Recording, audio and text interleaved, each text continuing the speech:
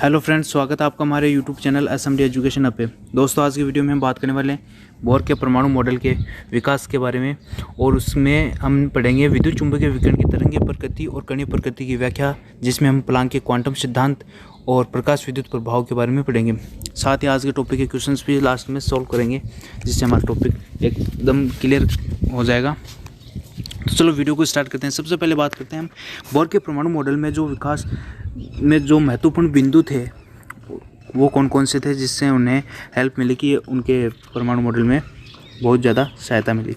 तो सबसे पहला बिंदु था कि विद्युत चुंबकीय विकिरण का द्वैत व्यवहार होना। विद्युत चुंबकीय विकिरण का द्वैत व्यवहार होना मतलब कि क्या बताया गया था कि कोई नाभिक है, उसके चारों ओर जो इलेक्ट्रॉन है उसकी प्रकृति के बारे में बताया गया था कि उसकी जो गति होती है, इलेक्ट्रॉन की जो नाभिक के चारों ओर गति होती है, उसकी प्रकृति क्या होती है। विद्युत चुंबकीय तरंग के रूप में इलेक्ट्रॉन गति करता है, तो उसकी प्रकृति को विद्युत चुंबकीय विकिरण को दोहरे व्यवहार से अवगत कराना कि जो इलेक्ट्रॉन जो गति करता है वह तरंग के रूप में और कण के रूप में, दोनों के गुणों के रूप में मिक्सअप में गति करता है। इसलिए उन्होंने क्या कहा कि विद्युत चुंबकीय विकिरण का द्वैत व्यवहार होना, जिसका अर्थ है कि विकिरण तरंग तथा कण दोनों के गुण प्रदर्शित करते हैं। नेक्स्ट बात की थी उन्होंने कि परमाणु स्पेक्ट्रम से संबंधित प्रायोगिक परिणाम, जिनकी व्याख्या यह मान लेने से की जा सके कि परमाणु में इलेक्ट्रॉनिक ऊर्जा के स्तर क्वांटित होते हैं। जो परमाणु में इलेक्ट्रॉनिक ऊर्जा स्तर होते हैं, ऊर्जा के जो इलेक्ट्रॉन होते हैं उसके ऊर्जा स्तर होते हैं, वो क्या होते हैं, क्वांटित होते हैं, न कि सतत होते हैं। ठीक है। नेक्स्ट बात की थी कि विद्युत चुंबकीय विकिरण है उसकी तरंगीय प्रकृति के बारे में बात की थी कि उसके बारे में बात करते हैं तो क्या होता है कि सबसे पहले जब 1870 में जेम्स मैक्सवेल ने क्या कहा कि विद्युत आवेशित कणों को जब त्वरित किया जाता है, तो एकांतर विद्युत एवं चुंबकीय क्षेत्र तरंगों के रूप में संचरित होते हैं, जिन्हें विद्युत चुंबकीय तरंग अथवा विद्युत चुंबकीय विकिरण कहते हैं। उन्होंने क्या कहा मैक्सवेल ने कि कोई आवेशित कण है, विद्युत आवेशित कण है, जब उनको त्वरित किया जाता है, ये नाभिक है, इसके चारों ओर इलेक्ट्रॉन, यह एक त्वरित गति करता है। इलेक्ट्रॉन है, ये जो नाभिक के चारों ओर है, कि कौन सी गति करता है, एक त्वरित गति, इस पे आवेश है। तो इसके संदर्भ में उन्होंने क्या कहा कि जब कोई आवेशित कण त्वरित गति करता है तो एकांतर क्रम में एक के बाद एक, पहले जैसे विद्युत किया तो फिर चुंबकीय क्षेत्र, पहले चुंबकीय क्षेत्र किया तो फिर विद्युत क्षेत्र, इस प्रकार तरंगों के रूप में संचरित होते हैं। इससे क्या कहा, विद्युत चुंबकीय तरंग अथवा विद्युत चुंबकीय विकिरण कहा। ठीक है।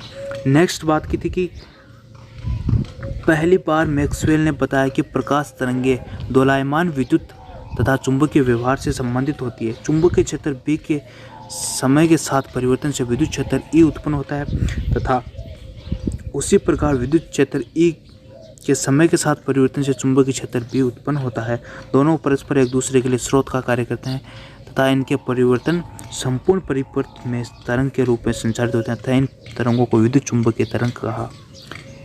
इतनी बड़ी बात का एक ही मतलब है छोटा सा, कि माना कि सबसे पहले चुंबकीय क्षेत्र उत्पन्न हुआ, तो यह विद्युत क्षेत्र को उत्पन्न करने में स्रोत की तरह कार्य करेगा। चुंबकीय क्षेत्र विद्युत क्षेत्र को उत्पन्न करेगा, यह एकांतर क्रम में होगा। फिर विद्युत क्षेत्र जैसे जैसे कम होगा तो यह चुंबकीय क्षेत्र को उत्पन्न करेगा। इस प्रकार उस कण की गति को यह आगे बढ़ाएगा, जिसे हम क्या कहते हैं, कण की तरंग, विद्युत चुंबकीय तरंग या विद्युत चुंबकीय विकिरण उन्हें कहते हैं।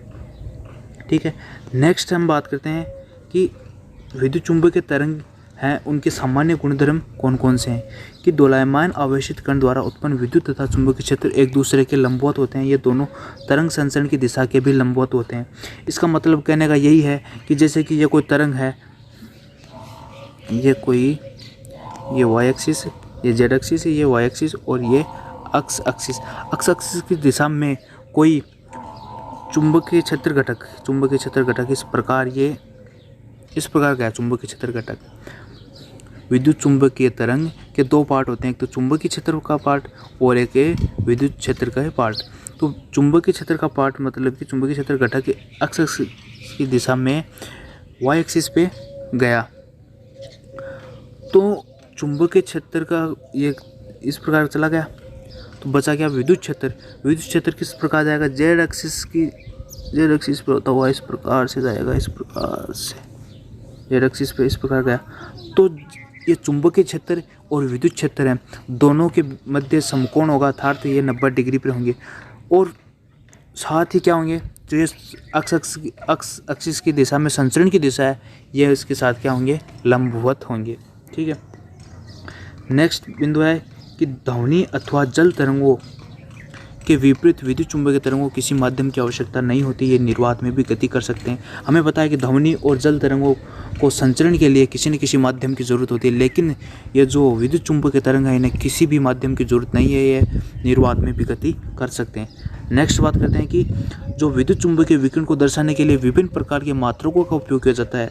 इन विकिरणों को आवर्ती न्यू तरंगदैर्घ्य लैम्ब्डा द्वारा दर्शाया जाता है। आवर्ती का सही मात्रक क्या होता है, हर्ट्ज। ठीक है, सिंपल सी बात है। नेक्स्ट हम इसके बारे में पढ़ते हैं कि जो पॉइंट है, विद्युत चुंबकीय विकिरण कई प्रकार की होती हैं। विद्युत चुंबकीय विकिरण एक ही प्रकार की नहीं होती, ये कई प्रकार की होती है। इसके भिन्न भिन्न रूप हैं जिनकी तरंगदैर्घ्य या आवर्ती एक दूसरे से भिन्न होती है। ये एक साथ मिलकर विद्युत चुंबकीय स्पेक्ट्रम बनाते हैं। स्पेक्ट्रम का मतलब होता है जिस प्रकार हम अपनी फ़ोटो किसी पर्दे पर या किसी कागज़ पर प्रिंट करवाते हैं, उसी प्रकार हम जब परमाणु के उनके परमाणु स्पेक्ट्रम भी होता है, विद्युत चुंबकीय स्पेक्ट्रम होता है। हम साइंस की भाषा में जब उसे किसी पर्दे पे या स्क्रीन पर प्रदर्शित करते हैं तो उसे क्या कहते हैं, स्पेक्ट्रम कहते हैं। तो नेक्स्ट बात करते हैं कि जैसे कि क्या होता है कि निर्वात में सभी प्रकार के विद्युत चुंबकीय विकिरण, निर्वात में सभी प्रकार की विद्युत चुंबकीय विकिरण, चाहे उनकी तरंगदैर्घ्य कुछ भी हो, कुछ भी तरंगदैर्घ्य हो, जब निर्वात की बात आ जाए तो उनकी समान गति होती है, एक समान गति होती है, जिसकी वैल्यू होती है 3 × 10⁸ मीटर प्रति सेकंड, जिसे सी द्वारा डिनोट करते हैं, जो प्रकाश का वेग होता है। निर्वात में कोई भी विद्युत चुंबकीय विकिरण हो, उसकी तरंगदैर्घ्य कुछ भी हो, लेकिन उसकी गति एक समान होगी। वो कितनी होगी, 3 × 10⁸ मीटर प्रति सेकंड प्रकाश की गति से संचरित होंगी। ठीक है, नेक्स्ट हम बात करते हैं कि तरंगदैर्घ्य, आवर्ती और तरंग संख्या के बारे में। तरंगदैर्घ्य किसे कहते हैं कि जैसे कोई तरंग है, ये इस प्रकार ये तरंग जा रही है। अब इसके जो ऊपर उभरे हुए पार्ट हैं, ऊपर की साइड ये पार्ट हैं, इसे कहते हैं उच्चिष्ट या मैक्सिमा। उच्चिष्ट या मैक्सिमा। जो नीचे की तरफ पार्ट हैं उसे क्या कहते हैं, अल्पतम या मिनिमा। क्या कहते हैं, अल्पतम या मिनिमा। अब तरंगदैर्घ्य की क्या परिभाषा हुई, दो उच्चिष्ट यानी कि दो मैक्सिमा, ये कोई तरंग है। ठीक है, इसके मध्य में ये मैक्सिमा हो गया, एक मैक्सिमा दूसरा मैक्सिमा। इनके मध्य जो दूरी होती है, दो मैक्सिमा के मध्य की दूरी, या ये दो क्या हो गए, मिनिमा। इनके मध्य की दूरी को क्या कहते हैं, तरंगदैर्घ्य कहते हैं। अब नेक्स्ट बात करते हैं कि आवर्ती क्या होती है। किसी बिंदु से निकलने वाली कुल तरंगों की संख्या, किसी बिंदु से निकलने वाली कुल तरंगें क्या होती हैं, उसकी आवर्ती, उसकी फ्रीक्वेंसी। हम जब इस प्रकार देखते हैं कि यह कोई पार्ट है, यहाँ से ये आवर्ती कितनी बार निकलेगी, ये उसकी फ्रीक्वेंसी होगी। जैसे कि आवर्ती इस प्रकार होती है, कई बार तो क्या होती है इस प्रकार ऐसे ऐसे होती है, कई बार ऐसे ऐसे ऐसे ऐसे। तो यहाँ पर उसकी फ्रीक्वेंसी क्या है, ज़्यादा, यहाँ पे क्या है उसकी कम। इस प्रकार हम आवर्ती को देखते हैं। नेक्स्ट बात करते हैं कि तरंग संख्या या न्यू बार, उसको क्या कहते हैं कि प्रति इकाई लंबाई में तरंगदैर्घ्य की संख्या को क्या कहते हैं, तरंग संख्या कहते हैं। प्रति इकाई लंबाई में तरंगदैर्घ्य की संख्या को क्या कहते हैं, तरंग संख्या। अब नेक्स्ट बात करते हैं हम विद्युत चुंबकीय विकिरण की कणीय प्रकृति के बारे में। तरंगीय प्रकृति के बारे में पढ़ लिया, अब पढ़ेंगे कणीय प्रकृति के बारे में, जिसमें एक सिद्धांत है प्लांक का क्वांटम सिद्धांत। इसके बारे में मेन पॉइंट हम देखते हैं कि पहला बिंदु क्या है कि जब कोई कण विद्युत चुंबकीय तरंगों के रूप में गति करता है तो यह ऊर्जा का उत्सर्जन एवं अवशोषण करता है। ऊर्जा का उत्सर्जन अथवा अवशोषण छोटे छोटे पैकेट्स के रूप में अथवा बंडल्स के रूप में करता है। ऊर्जा के इन पैकेट्स को क्वांटा कहा जाता है। प्रकाश के संदर्भ में इन्हें क्या कहा जाता है, फोटोन। कोई भी विद्युत चुंबकीय तरंग जब गति करती है, जब कोई कण विद्युत चुंबकीय तरंग के रूप में गति करता है तो वह ऊर्जा का उत्सर्जन या क्या करता है, अवशोषण। उत्सर्जन या अवशोषण वह एक सीधी डायरेक्ट एक साथ एनर्जी का अवशोषण या उत्सर्जन नहीं करता, वो छोटे छोटे पैकेट्स यानी छोटे छोटे बंडल्स के रूप ऊर्जा का उत्सर्जन या अवशोषण करता है। इन पैकेट्स को हम क्या कहते हैं, क्वांटा कहते हैं, और प्रकाश के संदर्भ में इन्हें क्या कहते हैं, फोटोन। ठीक है। नेक्स्ट बात है कि नेक्स्ट क्या है कि उत्सर्जित अथवा अवशोषित ऊर्जा है, उत्सर्जित अथवा अवशोषित ऊर्जा है वो क्या होती है, आवृत्ति के समानुपाती होती है। उत्सर्जित या अवशोषित ऊर्जा क्या होती है, ई समानुपाती न्यू आवृत्ति के समानुपाती है। जब ये समानुपाती का निशान हटेगा तो यहाँ पे आएगा ये प्लांक स्थिरांक h। ठीक है। इसकी वैल्यू होती है 6.62 गुणा 10 की घात -34 जूल इंटू सेकेंड।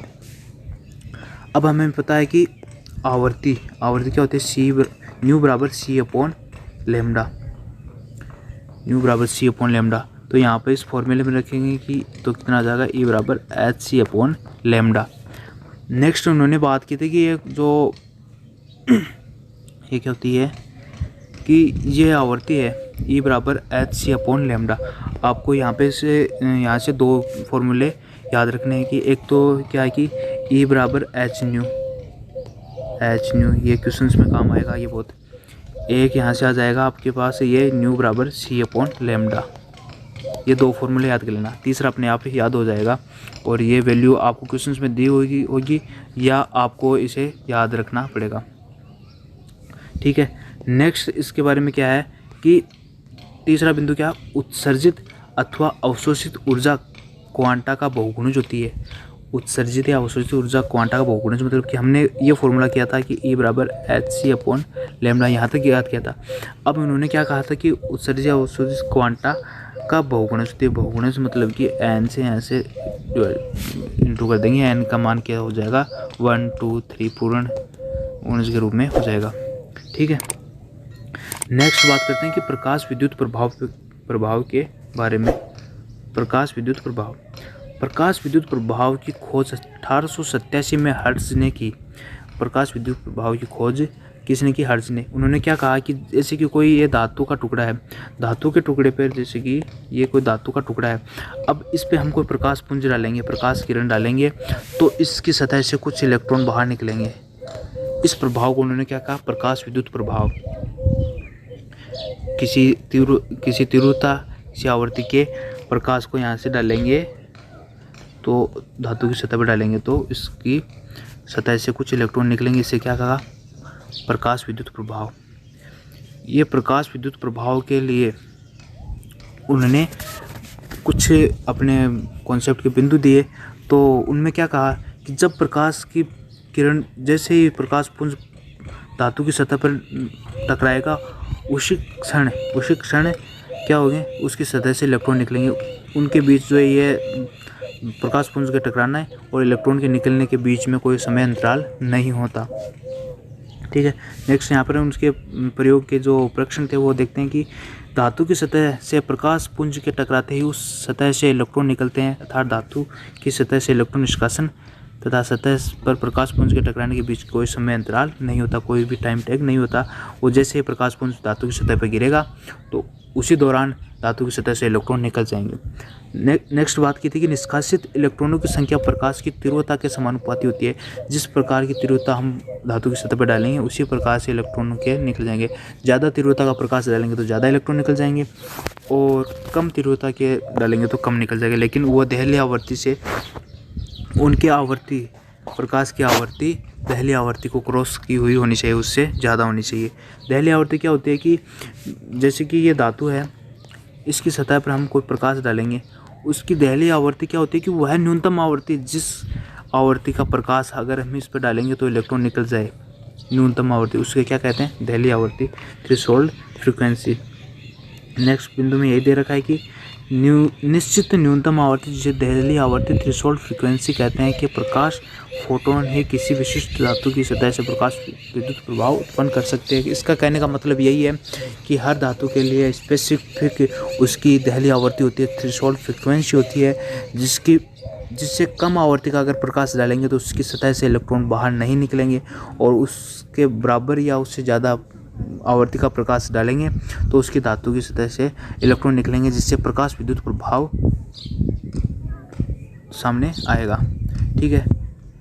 नेक्स्ट बात करते हैं कि उत्सर्जित इलेक्ट्रॉन की गतिज ऊर्जा टकराने वाले फोटॉन्स की आवृत्ति के समानुपाती होती है तथा यह उनकी तीव्रता पर निर्भर नहीं करती। जो उत्सर्जित इलेक्ट्रॉन है उनकी गतिज ऊर्जा टकराने वाले फोटॉन्स की आवृत्ति के समानुपाती होती है, उनकी तीव्रता पर निर्भर नहीं करती। जैसे ये धातु है, इस पे हमने कोई प्रकाश की तीव्रता का प्रकाश डाला, ज़्यादा तीव्रता का प्रकाश है तो यह ज़रूरी नहीं कि उसकी गतिज ऊर्जा, निकलने वाले इलेक्ट्रॉनों की गतिज ऊर्जा उसकी तीव्रता पर निर्भर करेगी, उसकी तीव्रता पर निर्भर नहीं करेगी। यह उसकी आवृत्ति पर, किस आवृत्ति का प्रकाश हम डालेंगे उसी आवृत्ति के अकॉर्डिंग उसकी निकलने वाले इलेक्ट्रॉन की गतिज ऊर्जा होगी। ठीक है, नेक्स्ट बात करते हैं कि विद्युत चुंबकीय विकिरण के प्लांक के क्वांटम सिद्धांत का उपयोग करते हुए आइंस्टीन प्रकाश विद्युत प्रभाव को समझाने में सफल हुए। आइंस्टीन ने जो प्लांक ने क्वांटम सिद्धांत दिया उसको उपयोग करते हुए प्रकाश विद्युत प्रभाव को समझाने में ये क्या हो गए, सफल हो गए। उन्होंने एक समीकरण दी जिसे आइंस्टीन की समीकरण कहते हैं।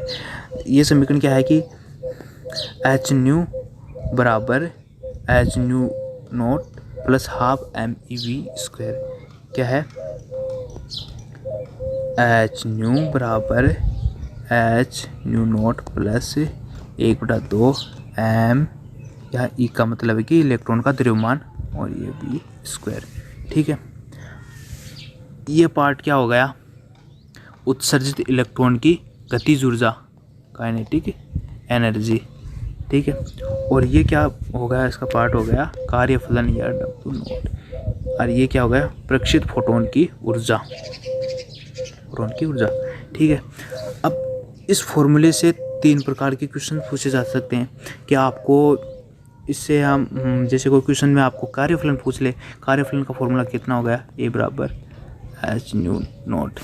अगर आपको उत्सर्जित इलेक्ट्रॉन की गतिज ऊर्जा पूछ ले तो हमें डायरेक्ट क्या करेंगे, गतिज ऊर्जा बराबर क्या करेंगे, half M E V square. ठीक है, और अगर प्रक्षिप्त फोटोन की ऊर्जा पूछ ले तो ई बराबर क्या करेंगे हम, एच न्यू।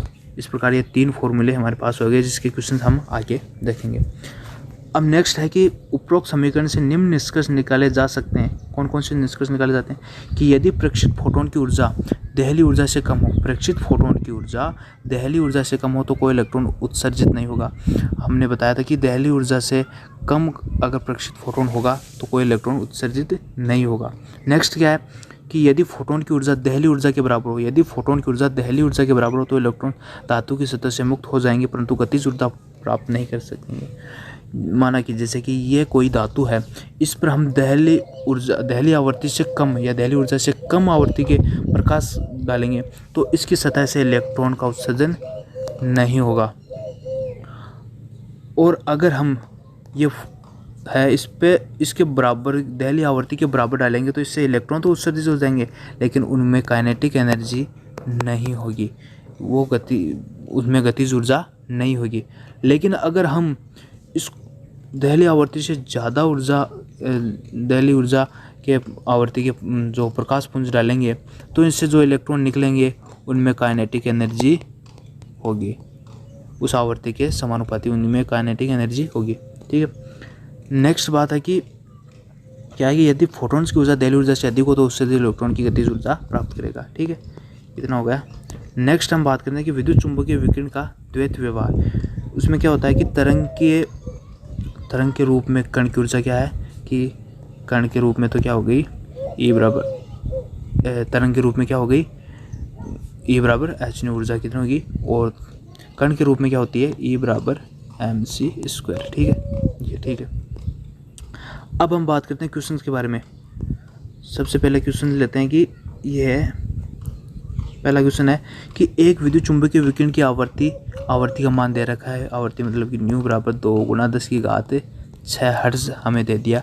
अब पूछा है तरंगदैर्ध्य लैम्डा का मान पूछा है। लैम्डा और आवर्ती में हमने एक संबंध बताया था कि आवर्ती बराबर c/λ। सी क्या है यहाँ पे, प्रकाश का वेग 3 × 10⁸ मीटर प्रति सेकंड। तो आवर्ती बराबर c/λ, तो लैम्डा इधर आ गया तो c/ आवर्ती हो गया। c की वैल्यू हमें पता है 3 × 10⁸ और आवर्ती का मान हमें दे रखा है 2 × 10⁶ ये दे रखा है। अब इसको सोल्व करेंगे तो इसका आंसर क्या हो जाएगा, सी आंसर हो जाएगा 1.5 × 10⁻⁴ 2। ठीक है, नेक्स्ट क्वेश्चन दे रखा है कि एक फोटोन की ऊर्जा की गणना किसके द्वारा करते हैं। फोटोन की ऊर्जा की गणना, ये कुछ संबंध दे रखे हैं। इस संबंध में देखना कि E बराबर एच न्यू, अभी हमने ऊपर पढ़ा था कि E बराबर एच न्यू, तरंग के रूप में किसी कण की ऊर्जा क्या होती है, E बराबर एच न्यू, ये सही आंसर है। नेक्स्ट ऑप्शन भी देख लेते हैं, E बराबर एच न्यू, ये जो गलत है, ये भी गलत दे रखा है, ये भी गलत रखा है, इसका आंसर क्या होगा ये। नेक्स्ट है कि यदि ऊर्जा में परिवर्तन, डेली का मान कितना दे रखा है, 3 गुणा 10 की घात 8, एच का मान दे रखा है, सी का मान दे रखा है, तो प्रकाश की तरंग दैर्ध्य, प्रकाश की तरंग दैर्ध्य हम ज्ञात करते हैं। हमारे पास क्या क्या दे रखा है, ऊर्जा दे रखी है, एच का मान भी दे रखा है, सी का मान, इसका क्या फॉर्मूला था, E बराबर हमने फॉर्मूला क्या दिया था, एच सी अपॉन लेमडा। हमें पूछा प्रकाश की तरंग दैर्ध्य क्या होगी, तो लेमडा को इधर ले जाएंगे और E को इधर ले आएंगे, तो कितना होगा, लेमडा बराबर एच सी अपॉन ई। एच का मान दे रखा है 6.62 गुणा 10 की घात -34, ठीक है, गुणा सी की वैल्यू गुणा कर देंगे, 3 गुणा 10 की घात 8, ठीक है, अपॉन ऊर्जा का मान दे रखा है 3 गुणा 10 की घात 8, 3 गुणा 10 की घात 8। अब इसको सोल्व करेंगे तो कौन सा आंसर आ जाएगा, पहला आंसर आ जाएगा 6.36 गुणा 10 की घात 3 एंगस्ट्रम। नेक्स्ट क्वेश्चन है, सोडियम लैंप द्वारा उत्सर्जित पीले प्रकाश की तरंग दैर्ध्य लैम्बडा का मान जिसमें 580 नैनोमीटर दे रखा है, कि इसकी आवृत्ति पूछिए, आवृत्ति पूछिए, वही फॉर्मूला कि आवृत्ति बराबर क्या होगा, न्यू बराबर सी अपॉन लैम्बडा। सी का मान कितना दे रखा है, 3 गुणा 10 की घात 8, सी की वैल्यू कितनी होती है, 3 गुणा 10 की घात 8, आवृत्ति दे रखी है 580 नैनोमीटर।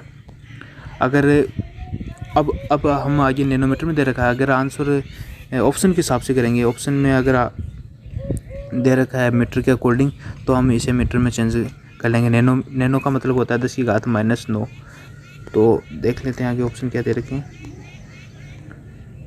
अच्छा ये है, तो इसे हमें मीटर में चेंज कर लेते हैं, चलो लैम्बडा को।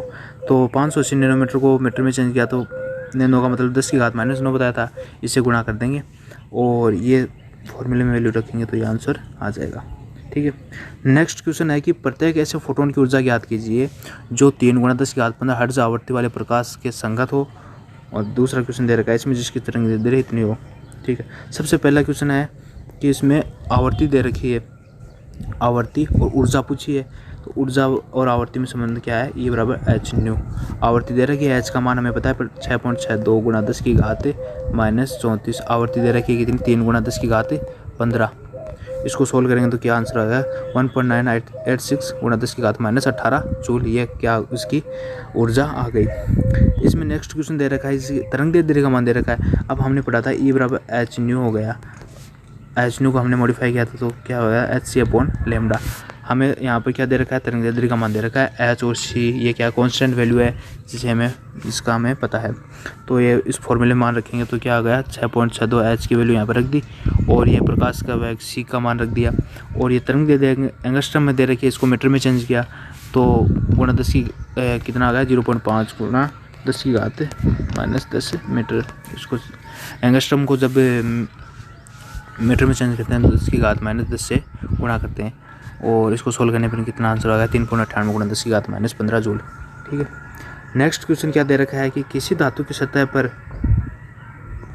यह 6800 एंगस्ट्रम तरंग दैर्ध्य वाली विकिरण डालने से शून्य वेग वाले इलेक्ट्रॉन उत्सर्जित होते हैं। धातु की दहलीय आवृत्ति और कार्यफलन ज्ञात कीजिए। क्या पूछा, दहलीय आवृत्ति हमें क्या दे रखा है, लैम्बडा का मान दे रखा है, सिर्फ लैम्बडा का मान दे रखा है कि ये लैम्बडा का मान है। अब हमें पूछा है कि इसकी दहलीय आवृत्ति, आवृत्ति क्या होता है, न्यू बराबर कितना है, सी अपॉन लैम्बडा। आवृत्ति क्या होती है, सी अपॉन लैम्बडा। सी का मान क्या होता है, प्रकाश का वेग 3 गुणा 10 की घात 8, और लैम्बडा का मान दे रखा है 6800 एंगस्ट्रम। अब इसको हमें मीटर में चेंज कर लेंगे, तो कितना करेंगे, कितना हो गया कि 3 गुणा 10 की घात 8 हो गया, 6800 दे रखा था, तो 68 गुणा 10 की घात -8, क्योंकि एंगस्ट्रॉम को जब मीटर में चेंज करें 10 की घात -10 से गुणा करते हैं। यहाँ पे दो क्या थे, जैसे कि 6800 थे, इसको अब किया 10 की घात -10 से किया, तो ये 2 से 2 यहाँ से कम हो जाएंगे, तो क्या आ गया 68 गुणा 10 की घात -8। इस प्रकार ये चेंज हो गया, और इसका आंसर कितना हो गया, 4.41 गुणा 10 की घात 14। नेक्स्ट इसमें क्या पूछा, कार्यफलन पूछा। कार्यफलन का मान बताया था मैंने कि W नोट बराबर कितना रहता है एच नोट। एच की वैल्यू हमें पता है 6.62 गुणा 10 की घात -34। ये क्या है, दहली आवर्ती जिसकी वैल्यू अभी अभी हमने निकाली है क्या है 4.41 गुणा 10 की घात 14। इसको सोल्व करेंगे तो क्या हो गया 2.92 गुणा 10 की घात -19 जूल। ठीक है, तो दोस्तों आज का वीडियो आपको कैसा लगा? अगर अच्छा लगा तो इसे लाइक कीजिए और अपने दोस्तों के साथ शेयर कीजिए। और आप हमारे चैनल पर अभी नए हैं तो हमारे चैनल को सब्सक्राइब कीजिए और बेल आइकन को प्रेस कीजिए ताकि आपको आने वाले वीडियो की नोटिफिकेशन मिल सके। Thank you so much.